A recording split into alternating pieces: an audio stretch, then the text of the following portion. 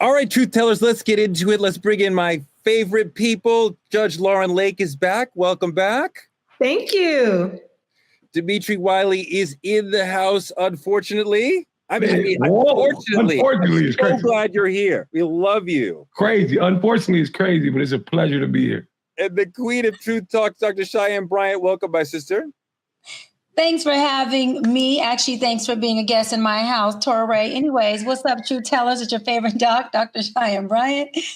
I am here to cover some topics today. Y'all listen, y'all been going off in the chat. Been loving it. Been seeing that go, Doc. Been seeing y'all say, Doc, what you're talking about. Either way, I don't care. But I do want your engagement. So get ready for us to set this thing on fire today, truth tellers. We want to hear y'all in the chat. Talk to us. I saw Ariva on Instagram stick it up for me, agreeing. I was appreciating that. Parents got to stick together, Ariva. Yeah, I don't know what your gentle ass is talking about. Gentle parenting breeds gentle kids and obviously gentle parents as well. What is our topic today? What is our topic? We're gonna actually talk about two of the best raised children in the country. Trending truths: Malia Obama has changed her name so she can have more, she says, autonomy. Unlike Trump's kids who revel in nepotism and want his power to shine on them, the Obama girls are taking the high road, working in art, and Malia is saying she wants to just be known as Malia. Do you think she's missing out on some legacy benefits? Should she be maximizing the opportunities that the Obama name would give her the way the Trump kids are, but like with dignity? Dimitri, what do you think about Malia's choice here? I can say I want to respect it. I really do.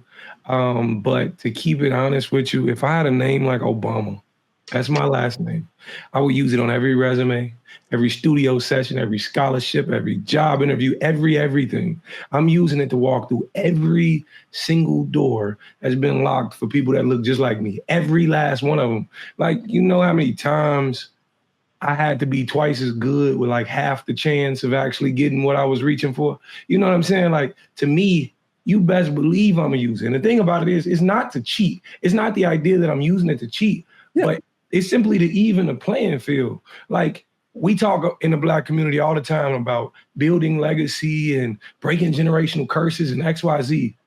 And now that's just something she want to give away. Her parents did that for her, and now it's just something you're gonna give it away. Like, you finally get a seat at the table, but you like, hey, since this makes everybody else uncomfortable, I'm gonna go eat in the other room. I really don't get it. It could never be me. I'm gonna be honest with you. Because the moment they put it in my face, I'm walking through the door and I'm bringing everybody with me. That's me personally. Well, Lauren, I understand what the young brother's saying. It's hard enough for us to get into any game that we should use whatever advantages we have. And if our parents have gone out into the world and done things that make our name ring out positively, then we have a right to use that. And people do that in every culture. The thing for me with this story is Malia cannot erase Obama from her name. She may have literally done that, but everybody knows who she is. Every time she shows up in every room, everybody knows Barack and Michelle are her parents. So even if the name Obama isn't on her page, her letter, her phone call, her email, because she doesn't ever need a resume, ever. She just calls and says, this is Malia, I would like a meeting. And it's going to happen. So, I mean, what she's trying to do, you can't really do, Lauren. Right. And so as I thought about this subject, I actually said to myself, I can't wait to hear what my good sis, Dr. Bryant, says, because there has to be something else going on here. Maybe emotionally, maybe her feeling about what comes with the name that maybe I don't feel like dealing with all the time, right? Mm-hmm. To Dimitri's point, I think there is a legacy behind it that could work in her favor. And I mean, I agree with you in many respects. You know, I grew up in Detroit. As I've said, both of my parents were college educators. I ended up working in the legal field as an attorney and then also in entertainment. They didn't do either of that. So I'm literally putting this together stick by stick on my own for the last 40 years. I would love it if I had a parent that could help walk me into certain rooms. However, there is probably a level of baggage that we don't understand because we didn't have it, right? That they may carry, and I'd also like to say that it may be that she is excluded from rooms and she's excluded from places because of people who don't care for her parents. That's also a possibility. So I would say, and I would lean into, it's a personal choice that we have to respect, but to Ray's point as well, she looked just like both of them. I mean, you know what I mean? Like she's a perfect little smoothie, and it will be hard to get away from it. But look, it may not be forever. It may just be for a time in her, what is she, in her 20s now, early 30? What are they now? Yeah. It may just be for a time for her to feel like she can express herself. Or last point, be a part of projects that maybe her name being associated with, maybe she doesn't want. What if she wanted to create content that was extremely provocative, or if it was sexual, explored sexual topics, and maybe she doesn't want to include her father's name in that, just to have him be separate. I am just making up things. Sure. But those are thoughts that have come to my head as I thought about why a young woman would want to, in many cases, divorce herself from a name. And it's just the name. It's not her family. It's just the name. Doc, what do you think? I mean, I think that what she's seeking is a sense of normalcy. And I think that's okay. She grew up and they were raised in the White House as the first Black family to be in administration as a president.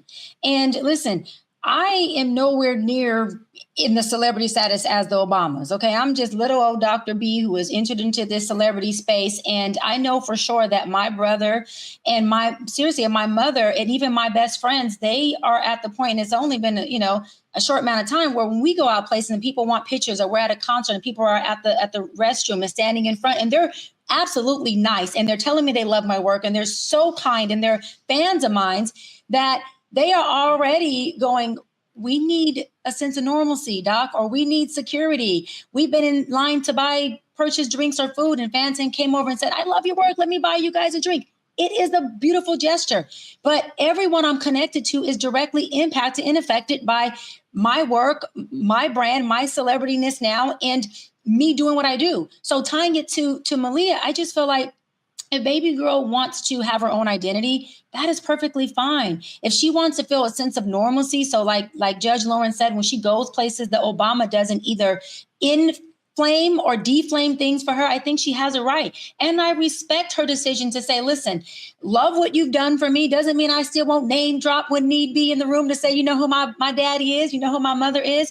But as a young Black woman, she has every right to say, I want to make my own path. I want to make my own way. And I don't want to have to say that everything I'm building is only built because of the name Obama. I think there's something special about saying, as a young woman and Black woman, that I'm building this thing brick by brick. And I know that I have support. And I know that I have a family I can stand on. Sure. But it's okay to do that. And I think the normalcy piece is what they're really seeking. And I'll land on this, because those girls went through a lot when he was in office. They're still going through a lot. And it's not just the positive stuff, rhetoric that they're getting. They got a lot of backlash by being the first Black president of the United States of America's kids. These are not normal kids with the normal last name at all. I think she deserves the right to have that normalcy.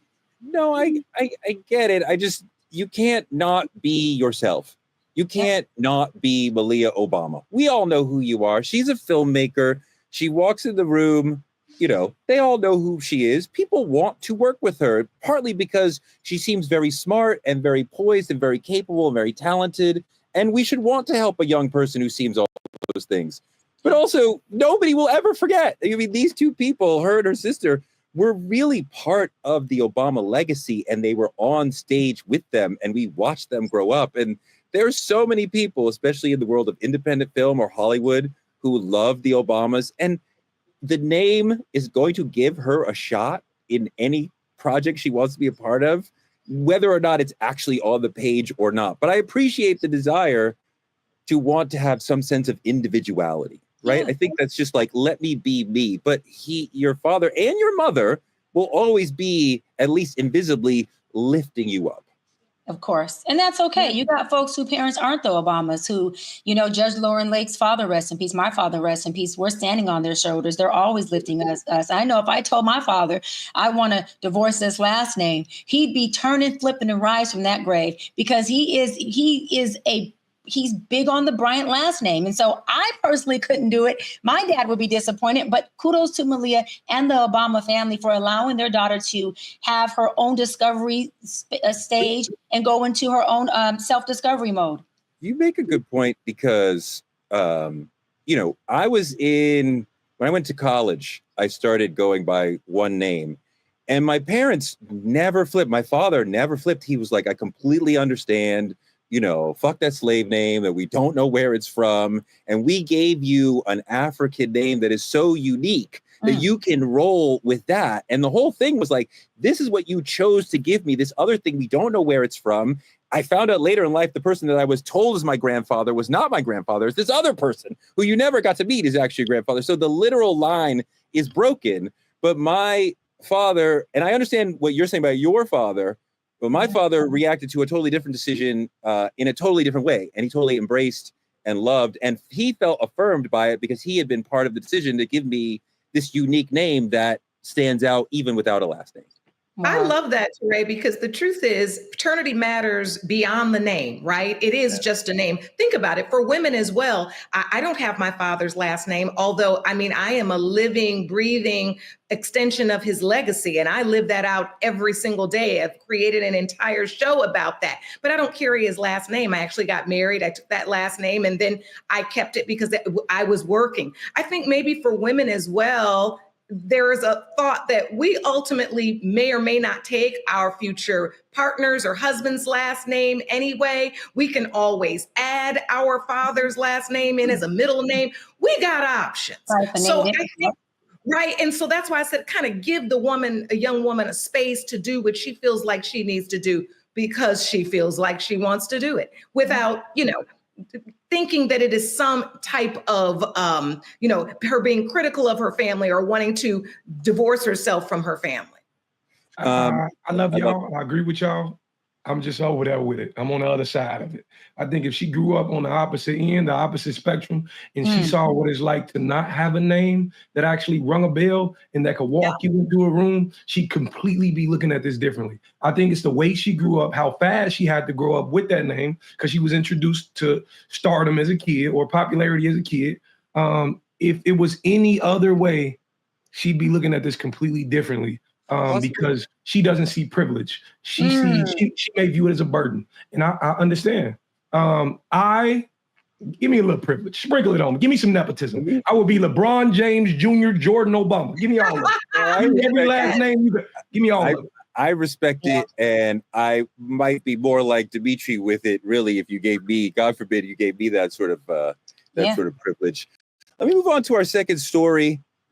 Where Black and brown lives collide or don't. In response to the ICE raids, activists have launched a freedom ride caravan in defense of immigrant rights. But some Black influencers are saying, is this entire ICE immigration even our fight? Let's look at this video. We are the entire civil rights movement, okay? Every ounce of liberty any minority group got in this country, it was as a direct result of us being hosed, beat, and having dogs sicked on us year in and year out for decades, okay? Simply put, without getting in the nuance of the why, it's somebody else's turn. And who that somebody else is, that ain't none of my damn business. That's between all the other groups who ain't had a chance to be the line leader yet. I don't give a damn whether it's the Hispanics, the Asians, the Polynesians, the Planet of the Apes, or the terracotta flower pots. I don't give a damn. Y'all fuss amongst yourselves and figure out which one of y'all want to carry the baton, because from where I sit, and no fault of their own, all y'all hoes have ever done up until now is showed up to the party and you didn't bring nothing. I understand that a lot of the people who are getting deported and whose families are being torn apart, they were unable to vote. That those are not the people who voted, and they are receiving the back end effects of what the people who could vote. And while I may not understand everything about the Latin American diaspora, I know enough to know that, bitch, y'all got one thing in common, and it's the fact that you're Latin. All right. And your Latin brothers and sisters, the ones that came into the state the right way, the ones that they wanted to come in and their parents were immigrants, but they want to shut the door for the rest of y'all, the ones that married white and bred some of that Latino out of them, or the ones who are looking to marry white, or the ones who are like, you know what, I'm a minority, but not like this, just like this. You need to be calling them. Y'all people did this. Latino voters were the swing vote. Latino voters was the swing vote. Doc, he makes an excellent point, and there's a lot of Black people since the election and through the months since then who have felt the same way about, like, we have fought for this country so many times and we're tired and we don't want to do it anymore, and somebody else do it. A lot of people keep saying this. What do you think about this in regards to the ICE, just this ICE specific situation where, you know, we have Black people saying maybe we shouldn't because it's not our fight? What do you think about that? Well, as a Black and a Latina, let me be specific, Mexican, Hispanic woman, they said, you know, y'all are next, in reference to Black people being next. And I yelled back at the Juneteenth event over the weekend, we were first. And everybody Black got to applauding and said, yeah. Why do I say that? Because we're never next. We're always first and always fighting for something that we need to shift and change because of our disparities, our marginalization, because of the modern day slavery that's still going on. Do I believe that we should be out fighting at the level that we do when it's our fight?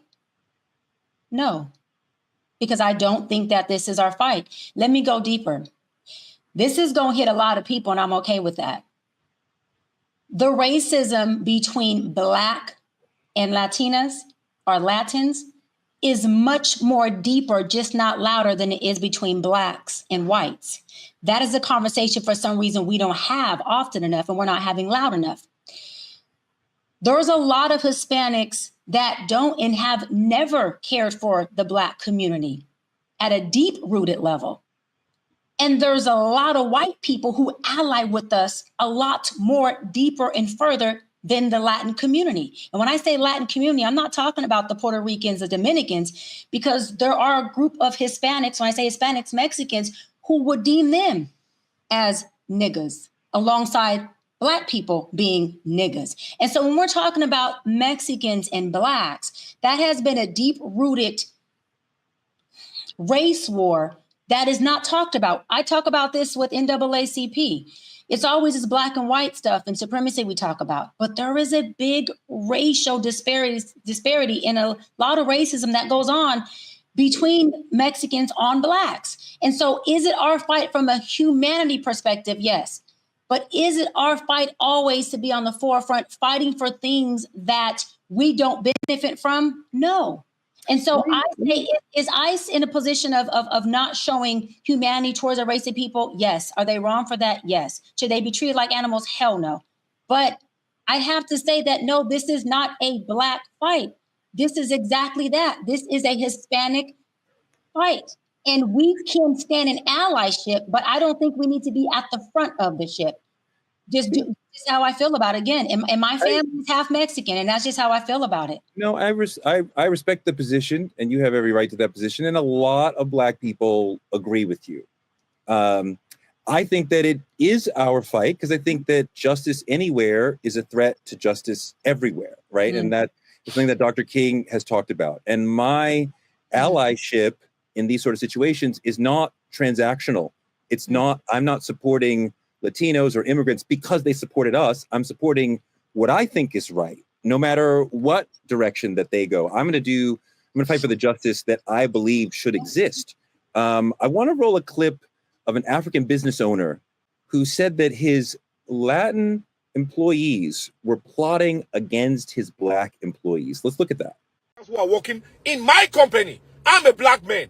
I own a company. I hire a Latino. The Latino comes back and complains about the African Americans because the Latino thinks because I'm African, I don't have any relationship with the African American.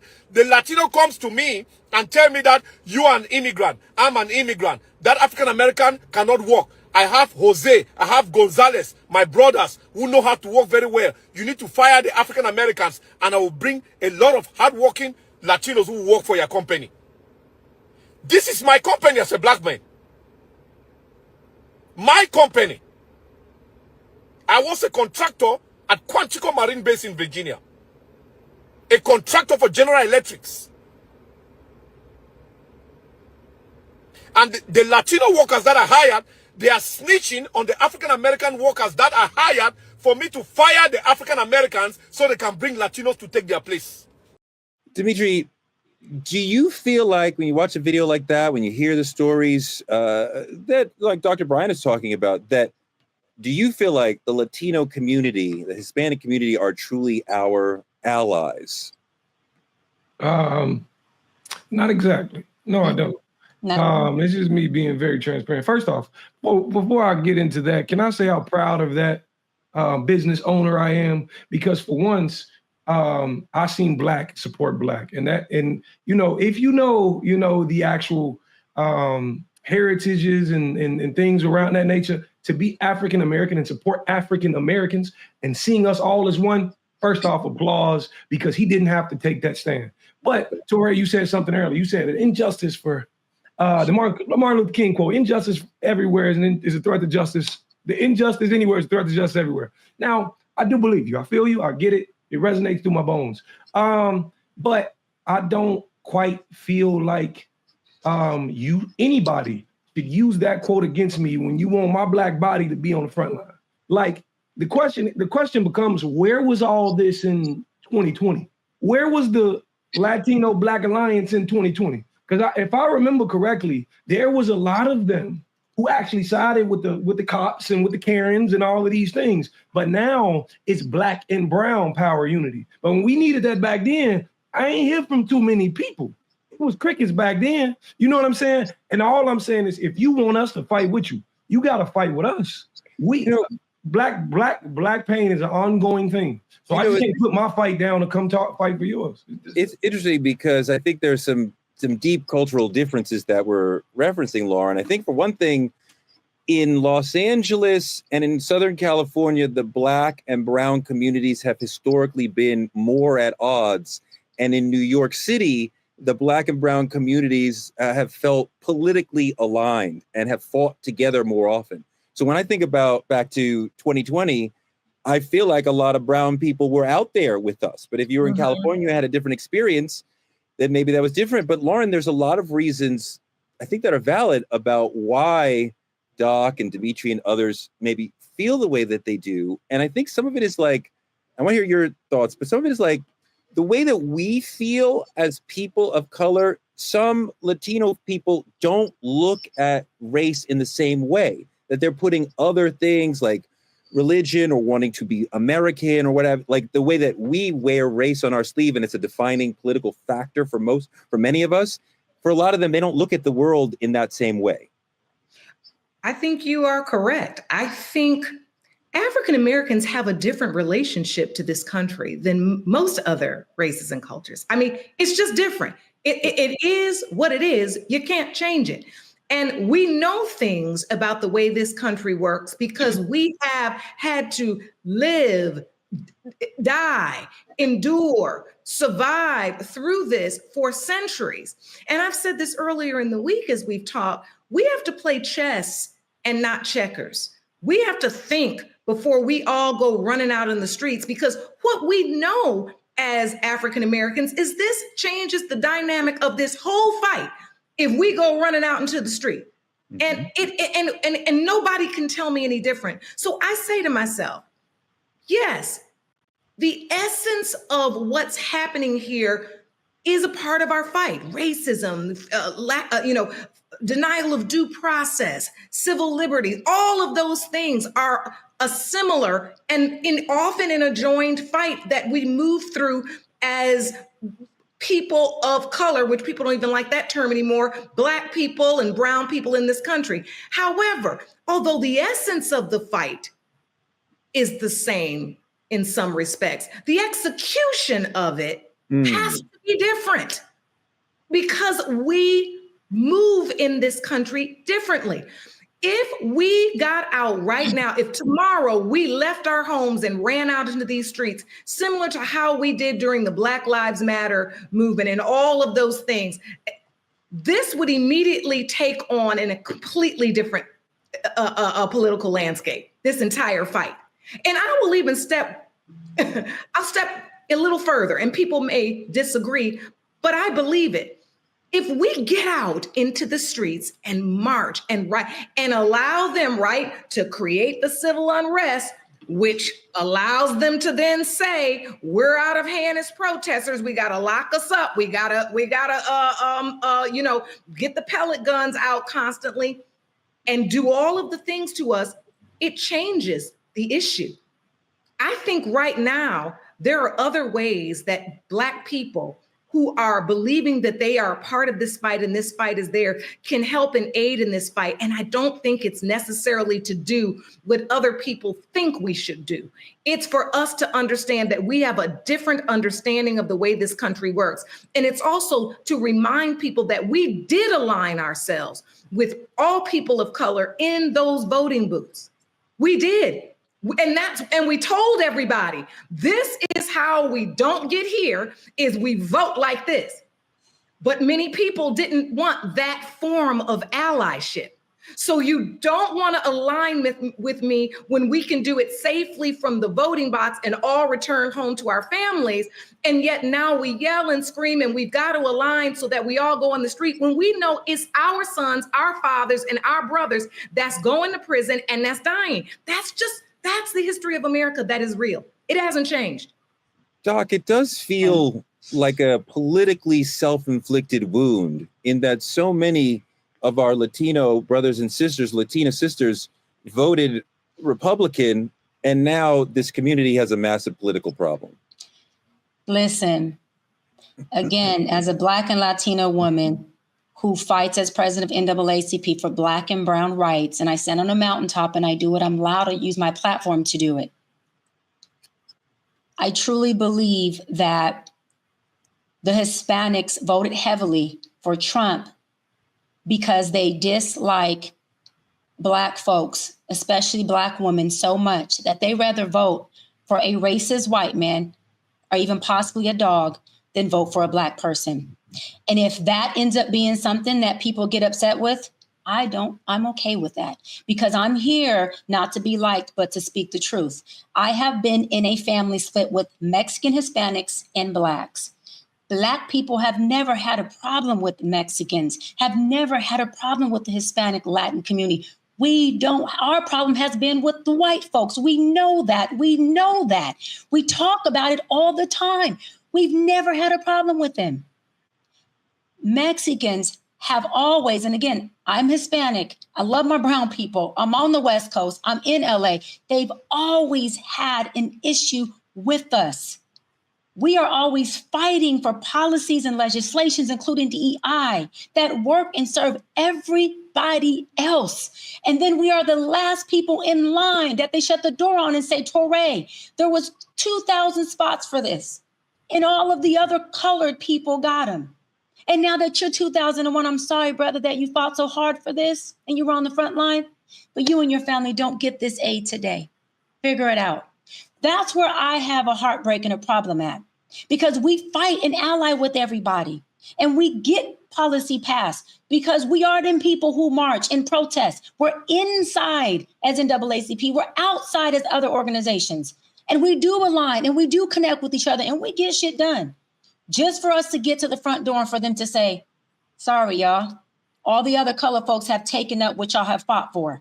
I'm gonna wrap on this. This is why I fight so much, not for DEI, but Black inclusion and Black inclusivity. This is why I fight so hard for. I don't want to hear about a minority bill. I want to hear that this is a bill for Black people. I don't want to hear about a hate crime bill that's been passed just for an Asian community, just for an LGBTQ plus community. Yes, those are hate crimes too. I want to hear that there's a hate bill that's passed for Black people, that when you say things to us like the N-word or other things, that it affects us psychologically, that there is trauma that we have to deal with. I want Black and not African-American, because I'm a fucking American. I want Black on the front of policy, on the front of bills, on the front of legislation. I want it to be loud like that, loud. So yeah, I'm passionate about it because I am both. And I see it happen all too much, that the Mexicans would rather vote for a white racist man, and sometimes even probably a dog, than vote for a Black or woman who they knew would have helped both Black and brown people, both. I think that the one thing that sticks out to me is that if they succeed with them, we are next. So if we don't fight them, Trump, on this stage, then the next stage will be us. When are we off the stage? Right? We were first, second, third. When are we off the stage? Okay. Well, no, I mean, I appreciate the point, and I think that's correct, but I feel it as a habit of fighting for justice, and that we are constantly going to be out in the streets, in the politics, whatever, fighting for justice. And as a Black person, I expect that as a habit. And I understand the notion that you're bringing up, that so many people feel, but we are tired. Let somebody else do it. I'm just used to us doing it, so I feel like we are leaders in this country. Speaking of leaders in this country, in our politicking segment, Auntie Maxine, my favorite congressperson, Representative Maxine Waters of California, showed a lot of strength when she made her presence known at the LA ICE raids, at the LA ICE raid protests and detention center. Let's take a look at her visit. You want to say? No, I want you to, hello. Congresswoman Waters, I just came to use my congressional authority to check on baby. Ma'am, our lobby is securely now to all visitors. Excuse me, I need to get in. Contact our public affairs office. I need to get in. Judge Lauren, let's talk about this. Is it performative, or is this like actually like her duty? And like on their side, what right do they have to close the door to a congresswoman doing her congressional duty? And we've seen them do this. This happened to in New Jersey, to a couple Black elected officials. This happened in other places. So how are they even able to tell her, no, you can't come in here? Well, they shouldn't be. However, I mean, first of all, as a congressperson, they have the legal right and the responsibility to oversee federal agencies, right? So she walked up there basically to say, listen, people are being detained. It is my, not just a right, it's my responsibility. I need to see how this is running inside. Now, they closed the door on her face, which legally they're really not supposed to be able to, but there is always an exception. And one of the exceptions is always in the interest of safety. I think in this instance, they cited that there were like 1,000 protesters or something outside, and there was a climate that wasn't conducive. And if she gave them a little notice, legally, she really doesn't have to give them notice. But under this exception of if there's, public safety issues, they can ask that she make an appointment. What we really see happening, and, I was thinking to myself, as we've been talking this week, Lauren, you got to stop saying they out here just doing anything they want to do. And this is me talking to myself. Yeah. But the truth is they really are. It's like, I want to align this somehow legally and put this in a nice little Tiffany box for everybody and tie that white bow neat. But you can't. These fools out here doing anything they want to do. I mean, Lauren, as a person who's dedicated her life to the law, to see the administration repeatedly ignoring the courts has got to be dismaying to you. No, it's when I tell you all the conversations that I have with my girlfriends, the legal community, even male, lawyers that I know, we're all just kind of like, ain't this something? Ain't this something? I mean, this law school we've been going to and law school loans, the majority of us still paying off and everything else. And you watch this system walk in and basically crush everything we learned to be the process. And it's real.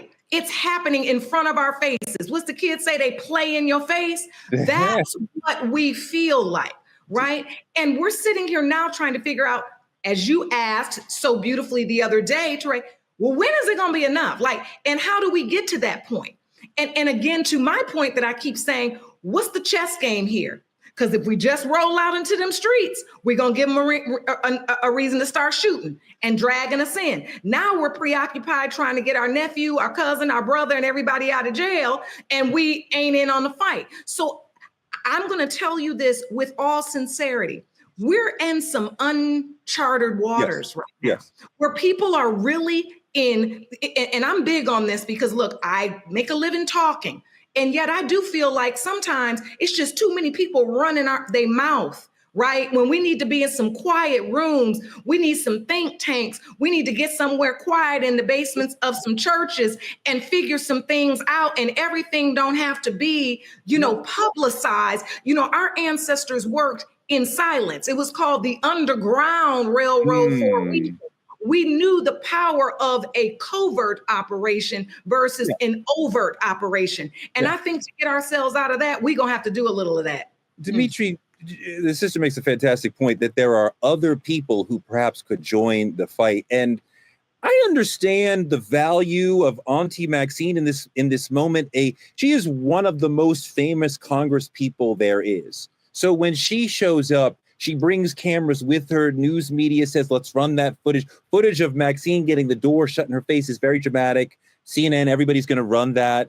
A younger congressperson may not be able to bring the cameras and galvanize the community. It may not hurt people as much. We've seen Maxine fighting for us for years and decades. So when she gets rejected this way, it viscerally hurts. Somebody who we have a younger relationship with isn't the same. But at the same point, we would like to see the younger generation step up and the newer elected officials step up. And we've seen Jasmine Crockett, who we love, and Cory Booker and AOC and Hakeem Jeffries, my congressman.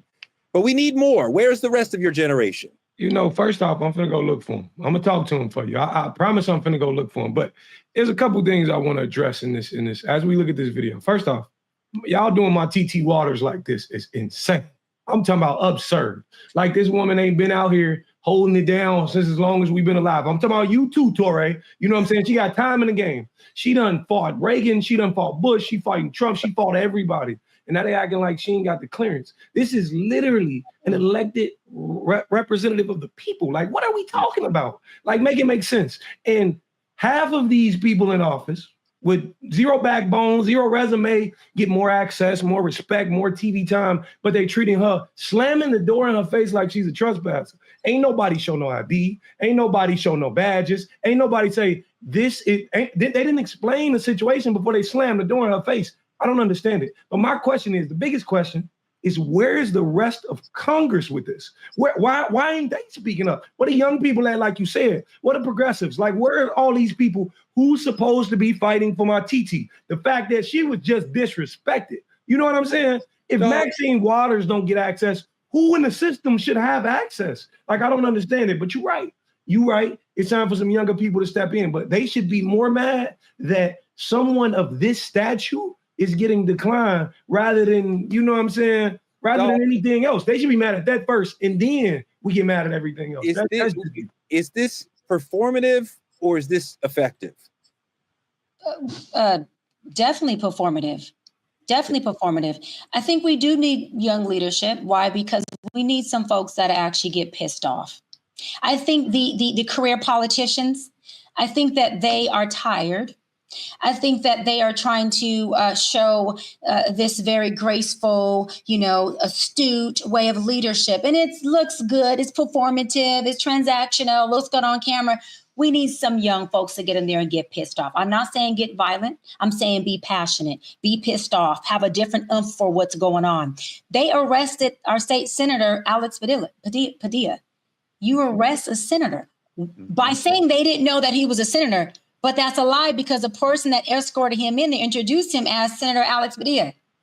I was with our Mayor Karen Bass yesterday, having conversation on strategy and how do we start to strategize with Los Angeles and so forth, and her lifting the curfew or not lifting and what that looks like. And she said it. She said, they're trying to create civil arrests.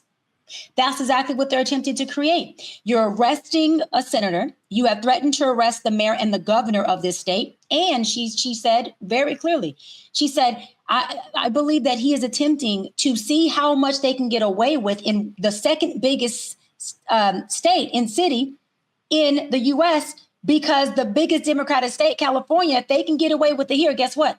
They can get away with it anywhere. Why do they want to create unrest? You know why? I brought it up to the mayor. I said, you think that they're pushing for martial law?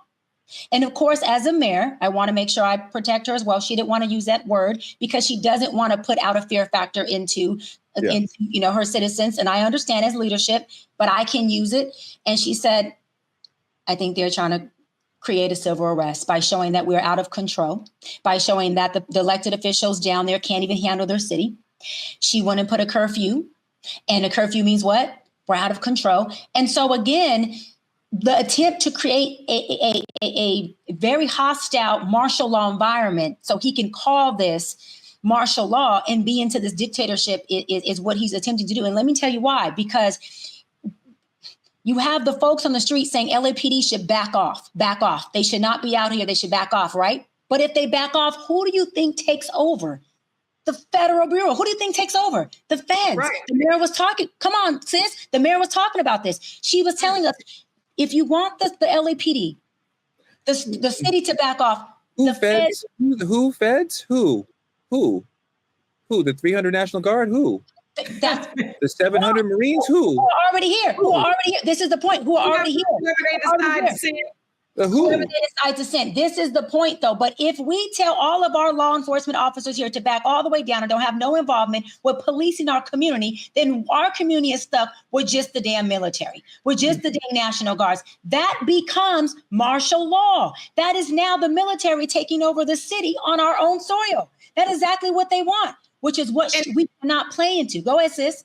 I just have to say this because when you said performative, it came to me that sometimes the performative thing is necessary, right? So while people might think she's being performative, she's old school. I'm going to go in there, and if they let me in there, I'm going in. If they slam the door in my face, they may feel like Dimitri. But whatever it is, I'm calling attention to what's going on. What she's saying is I'm not afraid to go knock on the door. And I say this, and look, I'm old, so I keep bringing up old stuff, but it's who I am.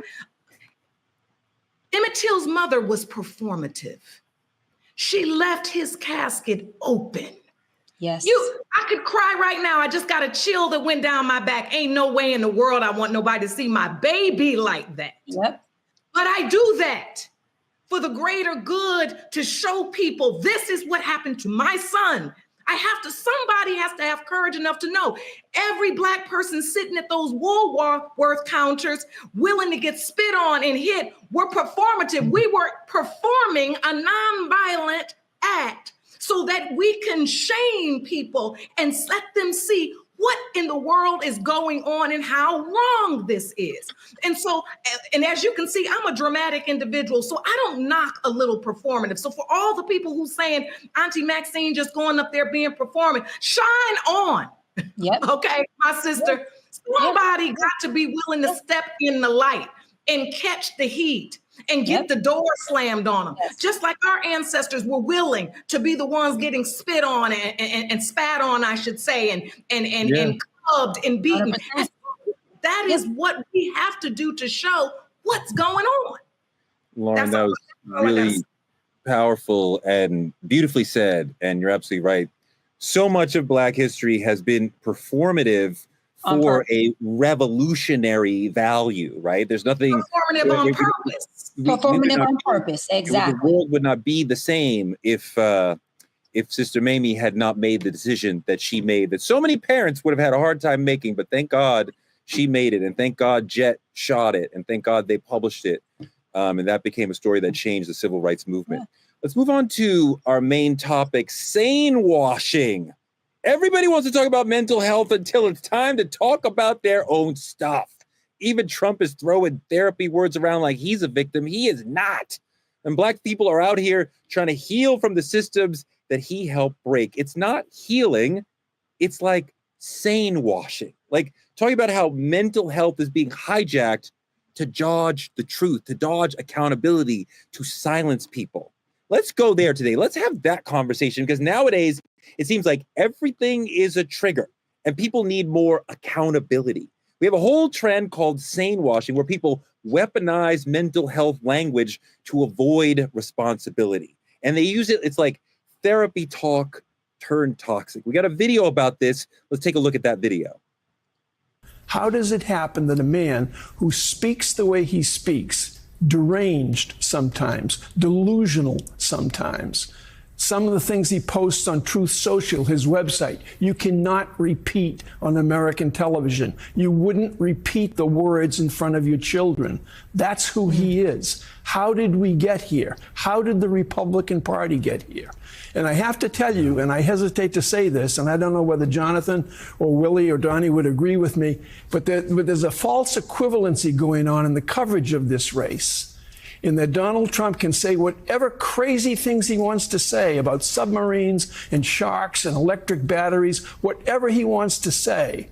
And it's not really covered in the sense that it's covered describing who said it, why he said it, and who the man is, Trump, out of his mind.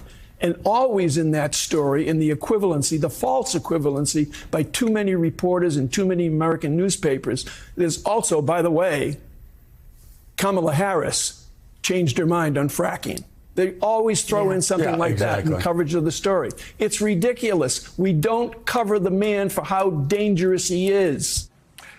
Dimitri, my friend Mike Barnacle is absolutely right. We are doing a lot of sane washing, is that Trump or others say something crazy and then we explain it in a way that's not crazy because we put it through almost like a filter and say, no, I understand. No, but that's not what he said. Areva Martin on the show was talking about sane washing is making irrational people and their irrational ideas look normal. That is not good for society, Dimitri.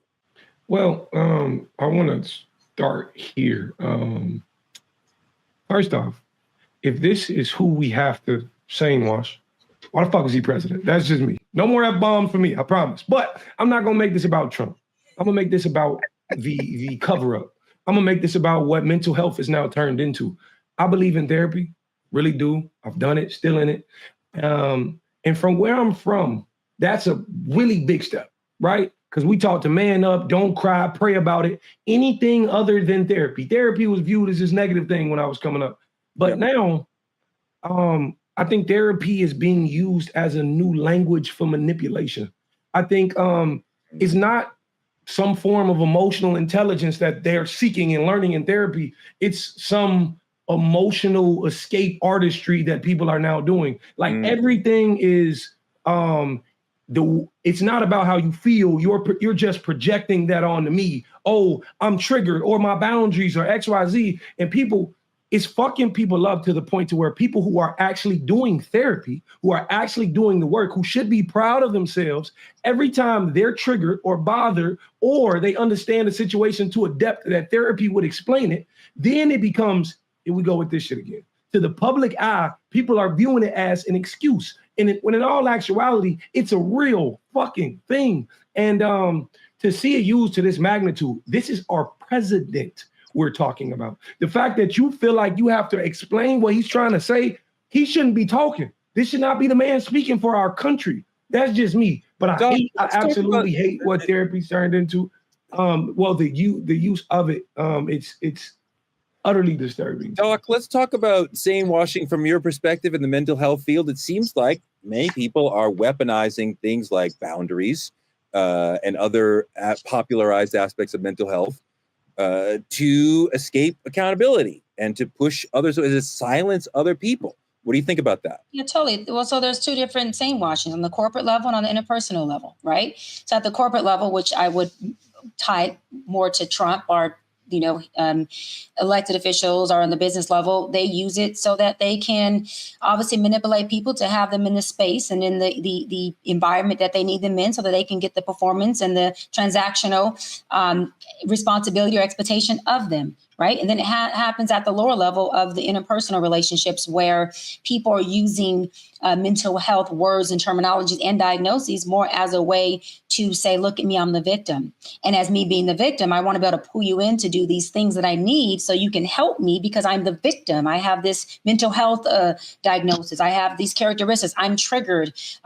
You are, crossing my boundaries per se. And they're starting to make things that are not toxic, that are really normal, and the normalcies and the intricacies of what's needed to process through relationships to get to the healthier side, they're making that so dysfunctional, so toxic that people are getting stuck within themselves and not able to move through the natural normalcy processes from the dysfunction to the healthiness of a relationship. So for me, that just becomes an issue again, when people are using mental health to work for their better good, by making themselves the victim, which in return gaslights the other person to say, hey, you're at fault. This is not what it looks like.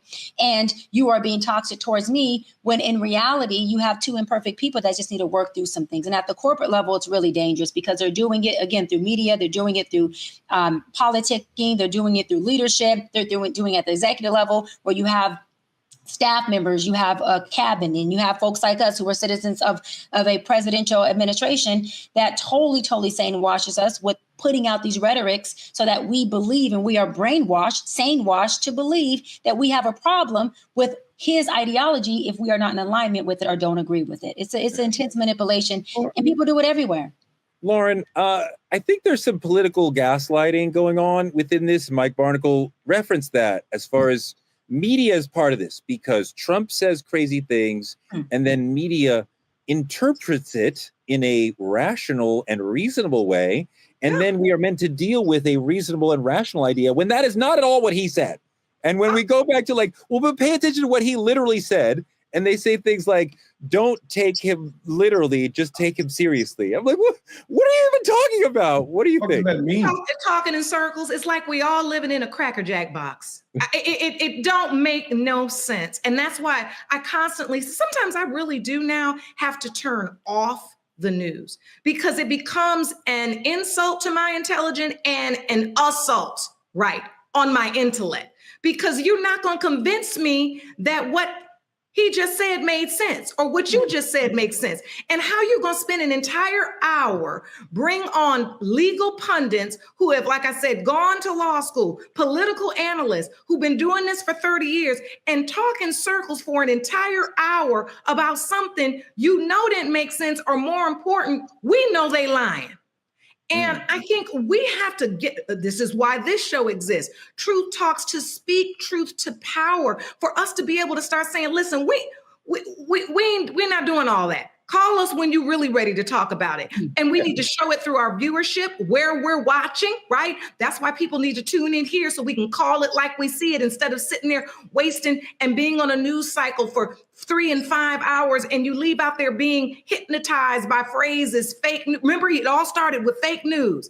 That was like the quintessential gaslighting. Anything that he didn't agree with, anything they didn't like, anything that was contrary to their agenda was fake news. Right. Fake news. Right. Like, alternative facts. Exactly. As if, like, okay, even if it's an opposing opinion, is that fake? Or is it an opposing opinion? It's a real opposing opinion. It's not fake news. So we've been dealing with this for a long time. And I think we have to be able to kind of look, it starts personally, as Doc said. It's not just in the political landscape, it's even in our own homes. I'll end at this. I mean, you see the kids now today. How many times have I heard a parent, say, oh, well, so-and-so, they need to take a mental health day, so they stayed home from school. Or what? Ain't nothing wrong with them.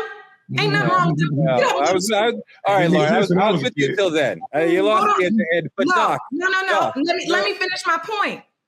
Because kids have learned to even weaponize that phrase against their parents. And it's to Dimitri's point. Some kids might need the mental health day because they need it and there's something they dealing with. But what we've learned now is tell your mama, tell your dad and them, just tell them you need a mental health day. And then you can just stay home. And I'll stand by that. 10 toes. If I had 20, I'd stand by it. I got your other 10. Yes, I got your other 10. Some people, for sure, they're teenagers. You give them an inch, they'll take a mile. That's it. Some people are taking a mental. I've had it in my own home when I'm like, I was conned in the morning, and then in the afternoon, I'm like, you weren't really. But I do think it is important to respect the children, and when they say something is wrong with them mentally or physically, that we have to listen to them. And even if they con us or they were not telling the full truth, the notion that the adults around them believe them when they say something is wrong with their body, mentally or physically, is a very important lesson for them. But Doc, I want to get to you. I want to get to you on the notion. He's into gentle parenting. He gives an unlimited leash. So we'll have a whole episode on that. He's gentle in that area. So we'll do another episode on that. We'll do a full episode because I'm not for that. We have a lot of on the gaslighting. So I was only speaking about it as it becoming a weapon that they're using to gaslight, not the fact that certain children really do need a mental health. And we know kids do it all the time. Kids learn to manipulate by parents who are gentle, who allow them to manipulate them and fall into their tactics, and it only hurts the child. The gentle, children will manipulate any kind of parents. Oh. They're not. It's not just parents who are understanding and loving toward them. Also, parents who are harsh toward them. It's not that one side is going to get tricky. Let's get back on topic because harsh and discipline are two different things, and we know you're triggered by harsh and abuse. We can have a whole episode on that because I want to talk about that. But let's get on topic because gentle parenting is effective in certain areas, but discipline and obedience is needed at all levels in your life, as a kiddo, as an adolescent, and as an adult. But Dimitri, part of what we're dealing with is Black people saying, and sort of embracing this notion of sane-washing and sort of like, are we healing? Are we sort of hiding? Like, are we really trying to deal with like trauma? Or are we like just hiding from that? Yeah, it's a toss up. They're like she says, Cracker Jack boxing is getting a little confusing. It's getting hard to tell the difference these days because everybody's using it. But can we talk about the I like to call it the Candace Owen effect? I don't know if you guys know what I'm referring to, but it's the idea that Candace Owens, I don't know if y'all actually hear her speak, but a lot of times she's using phrases like victim mentality, personal accountability, stop being triggered when she's speaking to people. And it all sounds deep on the surface, but like she's really dismissive to like systematic oppression and shit that we've actually been through. In all actuality, Candace Owens looks like what white America would want us to look like. You know what I'm saying? She's using it to her advantage. And to me, I think people don't actually speak on that side of it enough because that is absolutely a real thing. Wait, Dimitri, do one more line for me. I wanted to catch that point. You say because she's appearing in this very, like how you believe white culture receives us more. What pretty face, the straight hair. No. She's just what are you saying? Artist. She's just a political performance artist who says things that white people want to say, so that she says racist things. Right? And she's doing it from packaging that they like to receive it from. I was just trying to make sure I understood his point. Hold on. Dimitri, the thing we're trying to drill down on is therapy talk being used as gaslighting and Black people dealing with therapy and the ideas around therapy that have come into society, but using it to weaponize, to push people away, to not take accountability. Right. Are you seeing that? Yes, absolutely. I'm seeing a ton of it. And it's even in the phrases you use in these conversations. When you throw therapy in somebody's face and you say, I think you need to stop there's some people I know, and I'm not gonna, get too personal, but you hear people all the time on the internet saying, you need to look inward. You are actually the problem. You're these things without knowing any knowledge of what's going on in these people's lives. The moment you say somebody's victim blaming, or the moment you say maybe the problem's inward and you should reflect in, you're using all this therapy analogies to push aside what they've actually been through. Yeah. And all I'm saying is, if you really pay attention to how Candace always delivers her messages, it's in that format. So it makes her seem like she's completely against everything we've been through. So, I mean, Doc, where are Black people going astray on this? It's because I think as a nation, Black people, everybody's like, moving slowly toward acceptance of these ideas around mental health, taking it seriously in our lives. We've seen it go from something that people did not take seriously to something people take very seriously. But a lot of Black people, Charlemagne and God, are like, yes, I can't wait to go to therapy. Everybody should go to therapy. So this notion of sane-washing, how does this resonate for you? I mean, I think I agree. I think therapy should be a lifestyle for all of us. I don't think it's a black or white thing. I think it is a great preventative measure, and folks use it too often as an intervention, which I always say is oftentimes too late. But I see clients in session with me all the time, Torre, using therapeutic terms, clinical terms, to plead their case with me as the provider on the other side, saying, you know, this triggers me. This is how I felt. The reason why I responded like that and was abusive, whether it's emotional or stonewalling or physical, was because I was a victim in this area. Victim or not does not negate the fact that abuse is abuse, right? Yeah. Sure. Victim or not, or however you felt, does not negate the fact that you're responsible for the way you responded or you reacted. I have a saying where I always say feelings cause problems, emotions don't, because it is healthy to feel, which means you identify your emotions. I feel sad. I feel mad. I feel frustrated.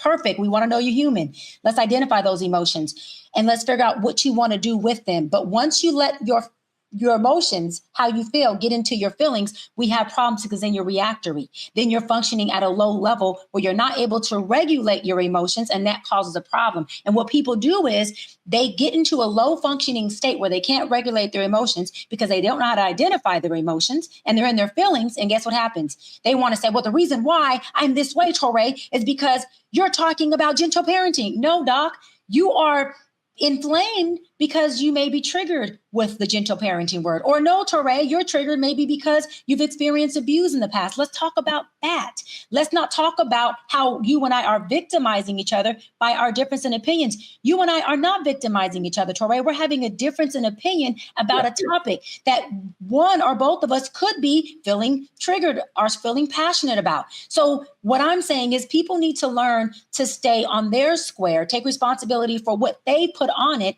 and not say that you are causing me to feel a certain way, because emotions are something that are normal. What I choose to do with them is my free will and my choice. And I'm not a victim by you because I am responding in a way based on what you've said or what you've done to me. I have free will, and therapy teaches you to use your choice and use your process before you produce a response. Lauren, I think that Trump is being sane-washed by media quite often. And a lot of what he does that is abnormal, media is like, you know, they find there seems to be a way of normalizing it. Mm-hmm. And, you know, partly this is coming from the way that they have silenced and chilled media, but also so much bullshit is coming at us that it's very difficult for media to even understand, you know, and properly contextualize what's going on, because it's such an abnormal situation. What do you think about the role that media is playing in sort of normalizing Trump and sane-washing Trump and the impact that's having on Black people? It's incredibly impactful. And like I said, it goes back to the whole fake news thing, right? When they came up that slogan years ago, they were basically creating a series of lies. And then anytime someone called them out on their lies or cited something that was contrary or either disproved what they were saying, it was fake news. Anything coming from the other party was fake news.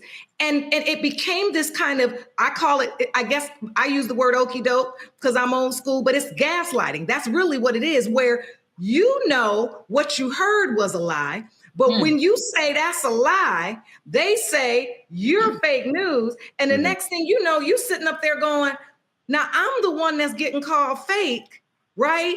And you the one that's lying. And I don't think media really, in the interest of trying to make money, get ratings, right?